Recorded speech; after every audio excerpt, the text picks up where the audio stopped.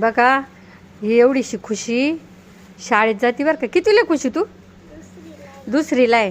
ह्या बा आई गेली आहे कारखान्यात कामाला जात असतील. ही पोरगी शाळेतून आली ना तर ह्या बा संध्याकाळचे चहा पाण्याचे दुपारचे काय जेवण खेवण्याचे भांडे असेल ना ते घासू राहिली. आता तिला मी म्हणते हे पिशवीत काय बांधलं आहे तू? तर म्हणती का खरकट आहे ते. म्हटलं अगं तिकडे टाकून दे. तर म्हणती नको मम्मी बोलती. मम्मीने सांगितलं की पिशवीत बांधायचं आणि मग मम्मी आली का मम्मी तिकडे लांब नेऊन टाकी ती. बघा एवढ्या लेकरंसुद्धा त्यांना स्वच्छतेचं महत्त्व कळतं बरं का. पहा आता तुम्ही हा केवढासा जीव. भांडे इतके स्वच्छ घाशी ती ना. साक्षी भांडे घासून दाखव मला. सॉरी बरं का खुशी भांडे घासून दाखव. हे बघा तिच्या शाळेचा डबा जेवलेलं ताट बघा कशी घासते. एकदम व्यवस्थित साबण घेऊन हे करून.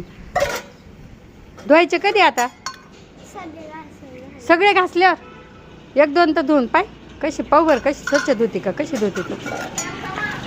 हां बघा बघा खुशीचं किती छान